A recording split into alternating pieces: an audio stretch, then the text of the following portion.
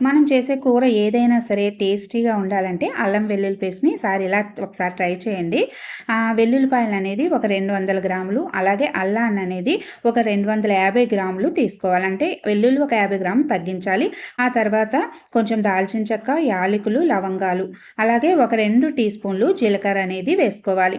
ఇక ఇందులోకి ఒక టీ స్పూను పసుపు వేసుకోవాలి. ఎందుకంటే మనకి ఎక్కువ రోజులు నిలవున్నా మనకి ఎలాంటి స్మెల్ అనేది రాకుండా ఉంటుంది. చాలా ఫ్రెష్‌గా ఉంటుందనమాట. అలాగే కొంచెం సాల్ట్ కూడా యాడ్ చేసుకొని ఒక 3 టేబుల్ స్పూన్ల వరకు ఆయిల్ వేసుకోండి. ఏదైనా పర్వాలేదు. ఆ తర్వాత కొంచెం వాటర్ యాడ్ చేసి చక్కగా మెత్తగా పేస్ట్ చేసుకోండి. దీన్ని మనం గ్లాస్ బాటిల్స్‌లో స్టోర్ చేసుకుంటే మనకి ఫ్రెష్‌నెస్ అనేది ఎప్పుడూ కూడా ఒకేలాగా ఉంటుంది. అలాగే మనం ఇది గ్రైండ్ చేసుకున్న తర్వాత మిక్సీని అనేది కడిగేస్తుంటాం. అలా కడగకుండా అందులో కూడా కొంచెం వాటర్ వేసి ఒక 2 పల్సులు మిక్సీ చేసిన తర్వాత వాటర్‌ని అనేది ఈ విధంగా మనం స్టోర్ చేసుకుంటే మనం కూరల్లో అనేది వాడుకుంటే